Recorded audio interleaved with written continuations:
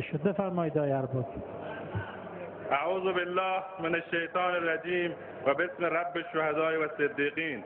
عرض سلام و ادب و احترام دارم محضر ملت شریف ایران و همکاران عزیزم در مجلس شورای اسلامی و آرزوی توفیق الهی برای نظام مقدس جمهوری اسلامی ایران و طول عمر با عزت برای مقام معظم رهبری. حماسه اقتدار سیاسی و تبع آن انتخاب شایسته دکتر روحانی و برنامه‌های ارائه شده ایشان در راستای ایجاد بستر اعتدال در کشور و رأی اعتماد قاطع نمایندگان مجلس به کابینه پیشنهادی فرصت بسیار مغتنمی را برای گذر کشور از پیچ خطرناک فعلی و دستیابی به حماسه اقتصادی فراهم نموده است. اما مردم با امید زیاد به دولت جدید رأی دادند و دولت باید انتظارات و خواسته های آنان را تا حد ممکن پاسخ دهد. علل خصوص نباید خدمت به مناطق محروم را فراموش کرد. رئیس جمهور محترم، گرفتاری معیشت مردم جدی است و باید چاره‌ای اندیشید. از همراهی صمیمانه برخی مسئولین ارزشمند ملی و استانی و مدیران محلی در انجام اهداف بلند نظام در توسعه مناطق محروم حوزه انتخابی این جانب شامل شهرستان‌های ایرانشهر، سرباز، زنگان و فنوج و بخش‌های بنت، لاشار، آشار و اوران و مشاوران بی‌منت و توانمند دفتر ارتباط مردمی علل خصوص در استقلال کامل دانشگاه علوم پزشکی ایرانشهر، موافقت پذیرش سهمیه 45 نفره پزشکی بومی، ارتقای بخش فنوج به شهرستان و آماده نمودن طرح ارتقای بخش‌های بنپور و سرباز، تصویب طرح کاهش تعرفه برق، تصویب مناطق ویژه اقتصادی ایرانشهر و پیشین در کمیسیون اقتصادی مجلس، توسعه علمی و عمرانی دانشگاه‌ها، تکمیل بیمارستان راست، شروع عملیات اجرایی سد شهریکور، تکمیل بزرگراه بنپور ایرانشهر، شروع عملیات اجرایی دوبانده ایرانشهر خاک و ده‌ها پروژه عمرانی و خدماتی دیگر تشکر می‌کنم. طبق اصل 86 قانون اساسی، نماینده برای دفاع از حاکمیت مردم نبایستی زبانش را از بیان حقایق جامعه و مطالبات و مشکلات ملت فرو ببندد و خواستها، نقدها و نیازهای واقعی مردم را صریح بیان نکند.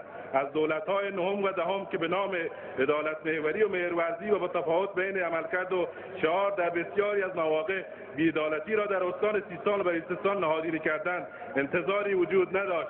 اما امید می‌رود که دولت تدبیر امید آقای دکتر روحانی بتواند شعار عدالت محوری آقای دکتر احمدی‌نژاد را برای بکارگیری نیروهای توانمند و شایسته بدون در نظر گرفتن قومیت، مذهب، زبان و موقعیت جغرافیایی طبق اصول قانون اساسی جمهوری اسلامی ایران عملی نماید.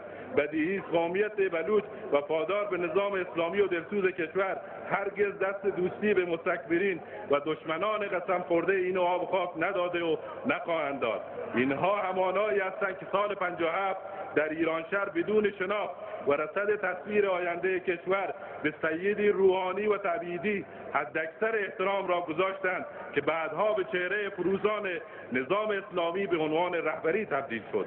از دولت تدبیر امید انتظار می رود با در نظر گرفتن این همراهی صادقانه مردم با آرای 85% در حوزه انتخابی این جانب به ایشان خواسته ها و انتظارات آنان را به طور همه جانبه دریافت و پاسخ مناسبی به آن بدهد. ریاست محترم جمهور، با صراحت مستند اعلام می‌کنم که بیشترین بی‌عدالتی و تبعیض را به نسبت سازمان‌ها در دانشگاه‌های استان برای جذب اعضای هیئت علمی متخصص بومی شاهد هستیم که در 8 سال اخیر به دلیل کج‌سلیقگی برخی مسئولین وزارتخانه علوم این تبعیض را با عناوین و بهانه‌های مختلف نهادینه کردند و شک نفرمایید که از تاثیرگذارترین اقشار در کسب مقام اولی استان سیستان و بلوچستان در میزان آرا به جنابواری همین نخبگان بودند و اکنون امیدوار به رفع این تبعیض‌ها. وقتی که بالاترین مقام اجرایی کشور یعنی رئیس جمهور وقت بدون رعایت موازین قانونی 16 میلیارد تومان از بیت المال را به حساب دانشگاه غیر دولتی‌اش واریز می‌کند و با تمامی هدایایی را که مسئولین کشورها در قبال هدایایی که از محل جیب ملت تامین شده بود از کاخ سعدآباد خارج می‌کند، آیا باید انتظار داشت که استاندار سیستان و بلوچستان دریافت خودروی مجلل و بازپسگیری آن به دلیل فشارهای این جانب و همکارانم دریافت کمک‌های نقدی برای خود و فرزند خویش عقد قرارداد 1 میلیاردی با یک نفر به نام انجام پژوهش توسعه استان بلا تکلیفی میلیاردها تومان کمک مناطق همجوار منطقه آزاد چابهار و رانت و زمینخواری را در کارنامه خود نداشته باشد. البته شاید جای متهم و شاکی عوض شده است و جای نماینده استاندار همچنین. یا مسئولیت شورای محترم و معزز نگهبان را استاندار فعلی سیستان و بلوچستان به دست گرفته که روزی 6 بار ما را برای دوره بعد رد صلاحیت می‌کند. البته این را هم به حساب عدم شناخت جایگاه رفیع شورای نگهبان و فراموشکاری ایشان به دلیل سن بالا و زندگی با ایادی رژیم ستمشاهی در استان اضافه کرد. واقعا حق مردم نجیب استان ایشان نبودند. ما که همه چیز را در گرو رحمت و وحدت و تصمیم الهی می‌دانیم. از دیوان محاسبات و وزیر محترم کشور تقاضای ابطال مصوبات شورای برنامه‌ریزی استان سیستان و بلوچستان و کمیته‌های برنامه‌ریزی شهرستان‌ها را به دلیل عدم رعایت بند جیم ماده 178 قانون برنامه پنجم توسعه دارم. وزیر محترم بهداشت، شیوع بیماری‌های واگیردار در روزهای اخیر مردم استان را تهدید می‌کند. حدود 70% مراکز بهداشتی و درمانی حوزه انتخابی این جانب فاقد پزشک عمومی هستند. نابسامانی شدیدی در توزیع پزشکان متخصص در مناطق محروم وجود دارد. تنها راهکار اساسی هم تربیت نیروهای بومی مناطق دورافتاده با رعایت حداقل‌های قانونی است. وزیر محترم جهاد کشاورزی، با توجه به شناخت کامل جناب عالی از استان سیستان و بلوچستان، انتظار می‌رود به دلیل خشکسالی 17 ساله اخیر و باران‌های سیلاب‌های موسمی اخیر مانع نابودی کشاورزی و علل خصوص تنها مسئول 1000 ساله آنان یعنی خرما شوید. ضمن تشکر از تقسیمات کشوری بخش فنود و انجام تمامی اقدامات ارتقای بخش‌های بنپور سرباز از وزیر محترم کشور، تقاضای ارتقای بخش‌های بزمان، بند، پیشین و لاشار را با توجه به محرومیت‌های منطقه و پراکندگی بالا دارم. وزیر محترم راه و شهرسازی، از جناب عالی تقاضا می‌نمایم اولین سفر استانی خودتان را از شهر میزبان مقام معظم رهبری یعنی ایران شهر داشته باشید تا ضمن بازدید از پروژه‌های عمرانی راه و مسکن از ترمینال باستانی و بی‌بدیل فرودگاه ایران شهر و همچنین منازل غیرقابل سکونت طرح مسکن من نیز دیدن نمایید. ریاست محترم جمهور، جلوی انتقال بی‌رویه بی‌ضابطه معلمان و دبیران تخصصی از مناطق دورافتاده و محروم استان سیستان و بلوچستان و همچنین تبعیض در گزینش متقاضیان دانشگاه فرهنگیان را بگیرید. چاره نجات برای رفع افت تحصیلی این مناطق جذب نیروهای بومی در دروس پایه مدارس است.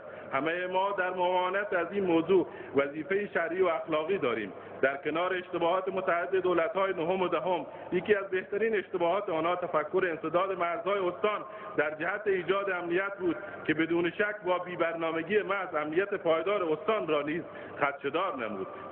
نه بازارچه‌های مرزی مشکلی از رفاه اقتصادی مرزنشینان را حل کردند و نه طرح سوخت مرزی که مردم هیچ دخالتی در آن ندارند. اصلاً باید سوال کرد که مرزنشینان در کجا این طرح قرار دارند؟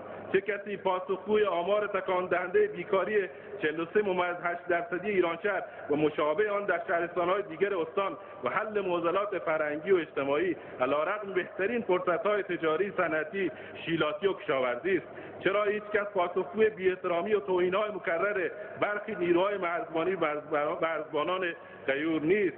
چرا مدیران ضعیف مجال می‌یابند به صورت چرخشی به چرخ و فلک نظام اداری استان بدون هیچ گونه دغدغه و حسابدهی آویزان و بر اریکه دستگاه دولتی جا خوش کنند؟ وزیر محترم تعاون، کار و رفاه اجتماعی، ضمن تشکر از سفر جناب عالی به استان، ای کاش خود را به سمت جنوب نشانه می‌رفتید تا محرومیت در ایجاد امکانات تامین اجتماعی، فعالیت‌ها، تعاونی‌ها و بیکاری جوانان را مشاهده می‌کردید. از زحمات مقتدرانه و صادقانه فرمانده محترم نیروی انتظامی استان در برخورد با اختلاسگران میلیاردی منطقه آزاد و گمرک چابهار صمیمانه تشکر می‌کنم.